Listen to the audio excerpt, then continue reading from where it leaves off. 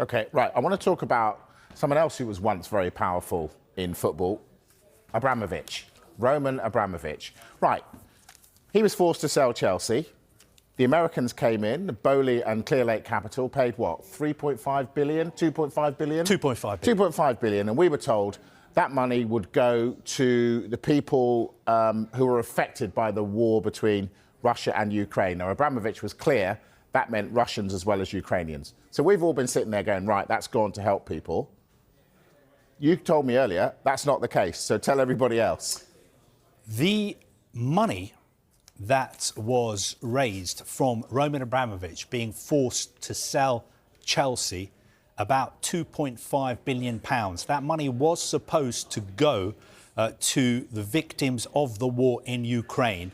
Almost 3 years after the sale, that money is still sitting frozen in a UK bank account. How can that be? Well, we've been speaking to the Foreign, Commonwealth and Development Office today, and that is the question I put to them. I said, why is this money, £2.5 billion, that was supposed to go to Ukraine, still sitting in a UK bank account? They said this government is working hard to ensure the proceeds reach humanitarian causes in Ukraine as quickly as possible. The proceeds are currently frozen in a bank account while a new independent foundation is established to manage and distribute the money.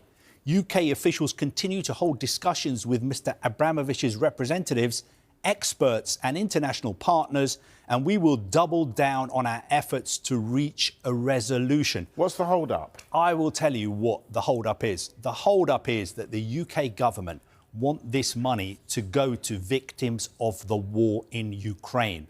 Whereas Roman Abramovich, I think he went on the record 3 years ago when he was forced to sell Chelsea, he said he wanted the money to go to all the victims of the war. And I think that would include possibly victims of the war in Russia as well.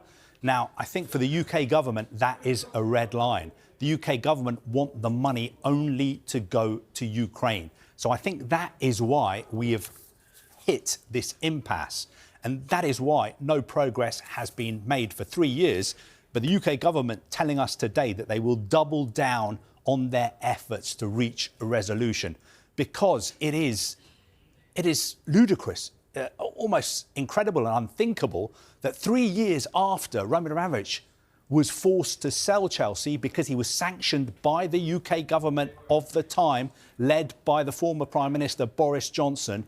3 years later, that money has not gone to Ukraine. That money is still sitting frozen in a bank account. It's ridiculous. Nearly 3 years after the sale of Chelsea Football Club, the £2.5 billion raised remains frozen in a UK bank account, despite initial assurances that the funds would be directed toward victims of the war in Ukraine. The sale, which took place in 2022 after the UK government sanctioned former owner Roman Abramovich for alleged ties to the Russian government, was supposed to result in the creation of a charitable foundation to support those affected by the conflict. However, bureaucratic delays and ongoing negotiations over the structure and management of the fund have left the money untouched. The UK Foreign Office has confirmed the funds have not been released, with officials citing complex legal and regulatory hurdles. While Abramovich agreed that he would not personally benefit from the sale, determining the exact mechanisms to distribute the money has proven to be a lengthy process. Meanwhile, as the war continues, many of those in need have yet to see the promised support.